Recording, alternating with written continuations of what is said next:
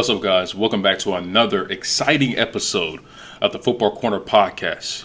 I'm your host, Jeremiah Queen. And of course, before we get started with a lot of exciting games that happened in Week 9, I have to ask you, for those who are viewing this episode on YouTube, to please subscribe to the channel. And if you're listening on a podcast app like Apple Podcasts, Google Podcasts, or even Spotify, please subscribe to the podcast. Let's cue it up. And can I get a Duval?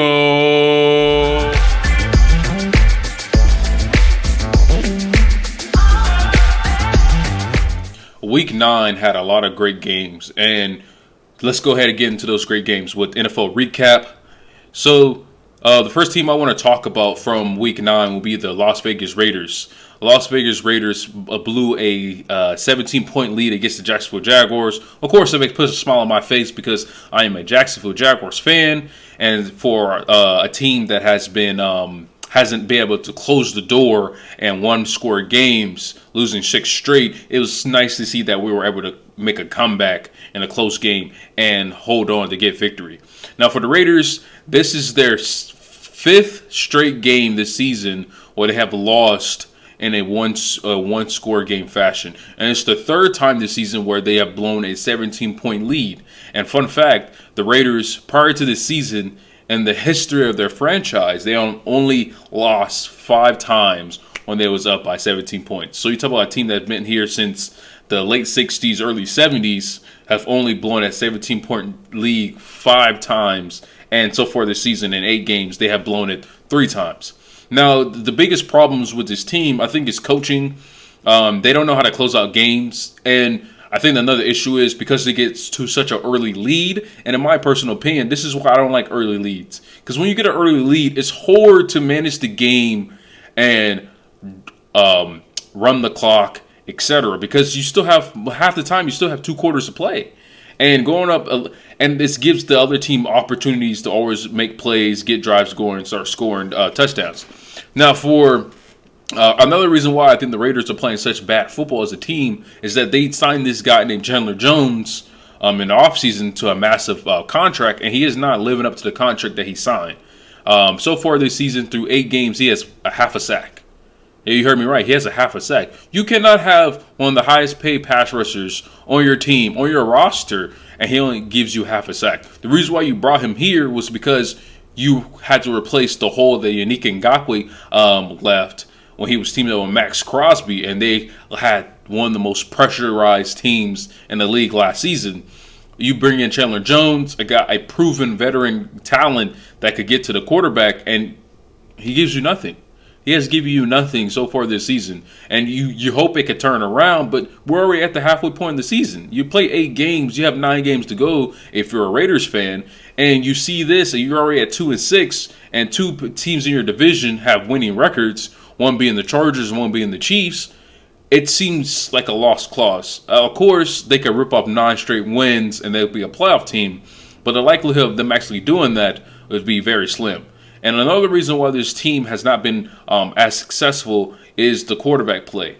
I think Josh Jacobs is a really good running back. He didn't have the best game against the Jaguars, but I still think he's a productive running back. And I think he'll probably get a contract in the offseason. But Derek Carr has to play better football, has to be able to sustain drives, because sometimes it always is on a QB to be able to get your team over that hump or to get that extra first down that your team needs. Josh McDaniels is in hot water, and his first stint as a head coach with the Broncos didn't end so well because he got fired.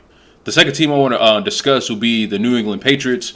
This is a team that is not talked about so much because their division is looking like it's very loaded. I'm going to get to what happens against the Buffalo and Jets game and also what the Dolphins are doing. But this is the division where every team has 5 wins or more. And the New England Patriots are slowly playing really good football, and they're very balanced. They run the ball, they make safe passes. The quarterback tries not to turn the ball over as much as of late, and they have a tremendous special teams. And those 3 phases of the game will help you win games when you need it the most. They played the Colts, and it was a blowout. The Colts only scored roughly 6 points, and the ball game wasn't even close. I understand the Colts are playing with their backup Sam Ehlinger, but who is now the full-time starter, and we can no longer assign backup to that guy because he is the full-time starter for the rest of the season. So I think the Patriots need more love. They're a very productive team, and they're getting the job done. Now, the last team I want to talk about are the Minnesota Vikings. The Vikings are playing really good football. And if I had to pick a team that is going to the playoffs this year, it'd be the Vikings. Vikings are 7-1, and they're going to win the division. I don't see them dropping the ball again. They won another game. Another game that was one score, and it was against the Washington Commanders. The Commanders had a lead. They were up. They had a lead 17-7 in the fourth quarter, and you get a field goal. The Vikings defense get an interception. You turn that into a touchdown. You get the ball back, and you go on a 6-minute drive to milk out the clock, and only leaving roughly 17 seconds on the clock for the Commanders when you get the ball back after kicking a field goal, and you pull it out. This team plays football the way you want it to be played when you go into the playoffs. The Vikings are 7-1. They're up 4 game against the Packers now. They're going to win the division. They're going to have a home playoff game, and we'll see if they'll be able to be the number 1 seed or number 2 seed come this playoffs. Let's do my favorite segment that I usually do on Monday's podcast, which would be best and worst performances. And the best performance will have to go to Cincinnati Bengals running back Joe Mixon. This is a guy who had 5 touchdowns from scrimmage, 4 rushing, 1 receiving, and had 153 rushing yards to add along for 58 receiving yards, which will put him over 200 yards from scrimmage. Now, this guy had a bounce-back game in which he didn't perform too well. And really, let's be honest, Joe Mixon has the best season this year. He was a Pro Bowler last year and was top 5 in rushing, but he is out of the top 10 in his rushing coming into Week 9.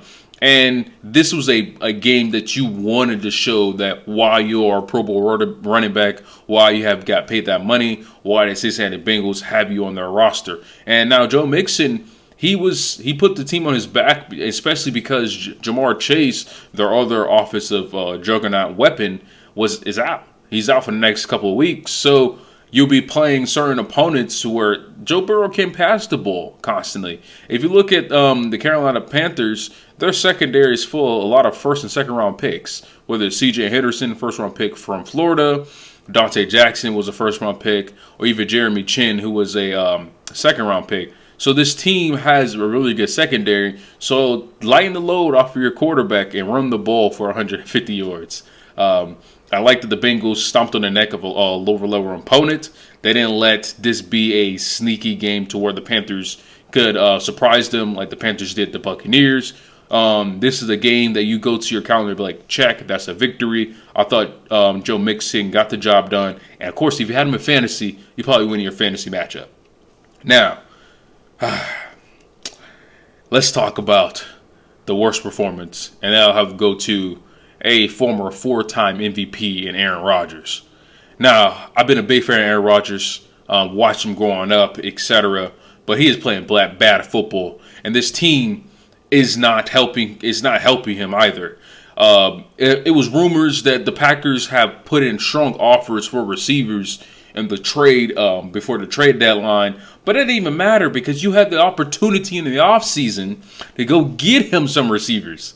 I see receivers like Chris Olave or Garrett Wilson, right? Or even Drake London, the guy who's playing for the Falcons.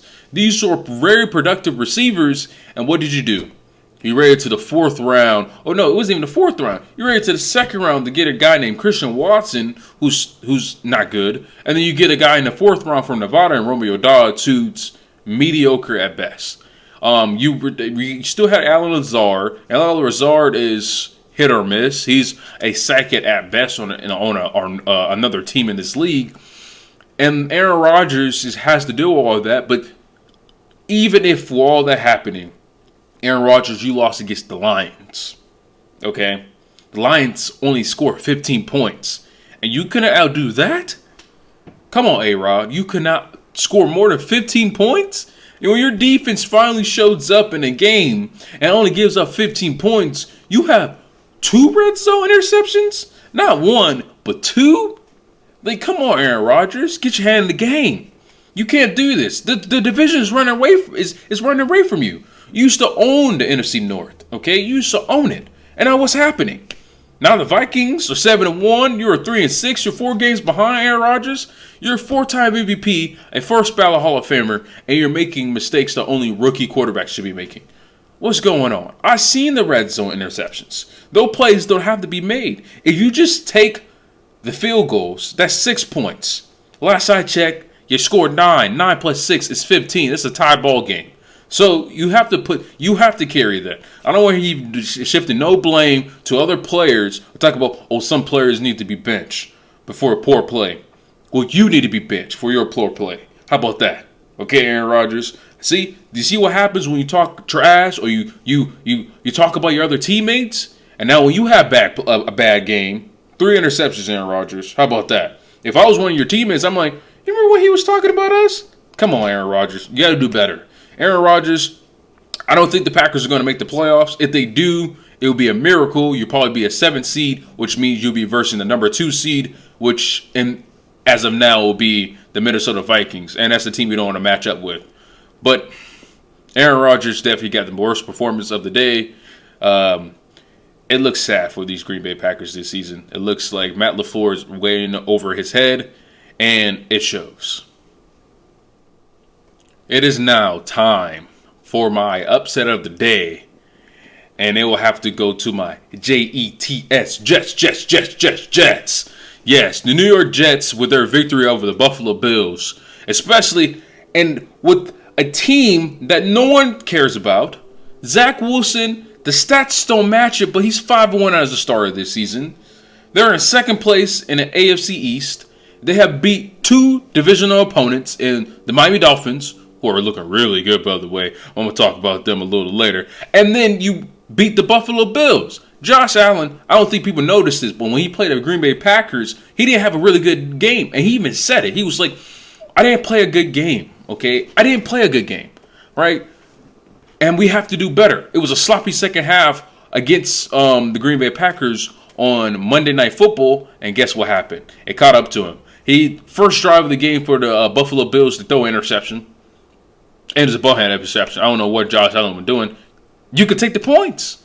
You could take a field goal. Last I checked, you lost 20-17. You remember I was talking about Aaron Rodgers previously? Remember I was talking about that? Sometimes you can just take the points. Don't try to make a play that's not there. And it looks like he got kind of dinged up, but he said it's nothing to worry about. But the Jets are playing really good football, and it's led by their rookie corner, Sauce Gardner, okay? You're talking about a guy who's the front runner for Defensive Rookie of the Year, maybe having a Pro Bowl season, okay? But I think the Jets are a really good football team. The Jets are 6-3, baby.